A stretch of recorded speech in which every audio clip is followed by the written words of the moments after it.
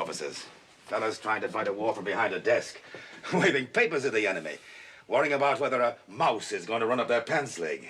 I don't know, General. If I had the choice between mice and Mausers, I think I'd take the mice every time. You'll never make me believe that, Colonel.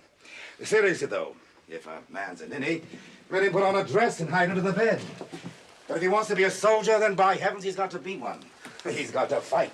He can't do that unless he's where the fighting is. That's my credo. I think I have to agree with you, presenting your case so convincingly, sir. And you never failed to live up to it, sir. I imagine you'd like to look around, wouldn't you? Yes, Colonel. Oh, here's something to see. The anthill. About as good a view as you can get without actually being there. Well, that won't be long now, will it?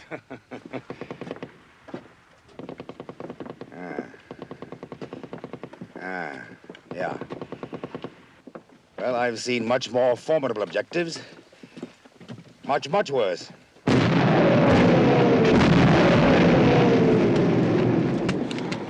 Yeah. Not something we can grab and run away with, but certainly pregnable. Sounds kind of odd, though, doesn't it? Why? Well, like something to do with giving birth. Oh, yes, quite. You're right in your toes this morning, Colonel. Even sharper than usual. But we mustn't forget the Colonel was perhaps the foremost criminal lawyer in all France. Of course, General. Gentlemen, you're both much too kind. Tell me, Colonel, how did your relief come off last night? We drew some artillery. 29 casualties, sir. Yes, noticed it on the road in. Utterly inexcusable. Stupid. All swarmed together like a bunch of flies, just waiting for someone to swat them. Well, they never learn, it seems. They get in a tight spot under heavy fire. Gang up every time. Herd instinct, I suppose. Kind of a lower animal sort of thing. Well, kind of a human sort of thing, it seems to me. Or don't you make a distinction between the two, Major? Oh, well, yes. Very regrettable, of course. Very, yes, indeed. Major, would you be kind enough to excuse us for a few minutes? Yes, sir. Of course. Colonel?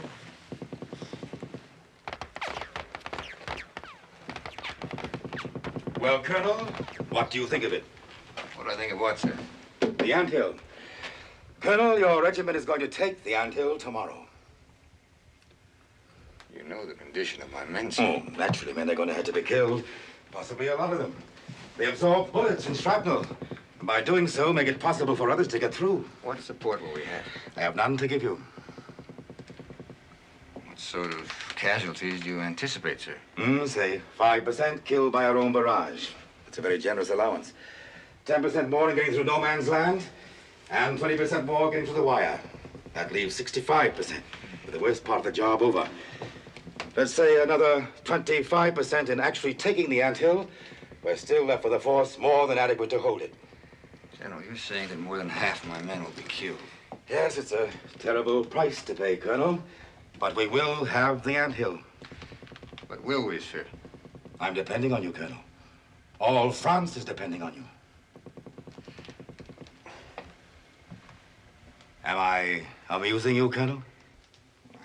Not a bull, General. I don't need a flag waving in front of me to get me to charge. I don't think I like a comparison of the flag of France to a bullfighter's cape. I meant nothing disrespectful to the flag of France, sir. Patriotism may be old-fashioned, but show me a patriot and I'll show you an honest man. Well, not everyone has always thought so. Samuel Johnson had something else to say about patriots. And what was that, may I ask? Well, nothing really. What do you mean, nothing really? Well, sir, nothing really important. Colonel, when I ask a question, it's always important. Now, who is this man? Samuel Johnson, sir. All right, now, what did he have to say about patriotism? He said it was the last refuge of a scoundrel, sir. I'm sorry. I meant nothing personal. You're tired, Dax. You're very tired. It's you who are exhausted, not your men. And it's my fault. I've given you one impossible task after another. You need rest. You need it badly. And you never would either. Therefore, you're not going to have any say-so about it, Colonel. As from right now, I'm ordering you on indefinite furlough. General, you can't take me away from my men. You can't do that to me, sir. Not to you, Dax. For you. For your good and for the good of your men. The good of my men, sir. If a commanding officer lacks confidence, what can we expect of his men? Naturally, I don't want to relieve you, but I must have your enthusiastic support. Not once have you said that your men can take the anthill. We'll take the anthill. If any soldiers in the world can take it, we'll take the anthill. And when you do, your men will be relieved and get a long rest.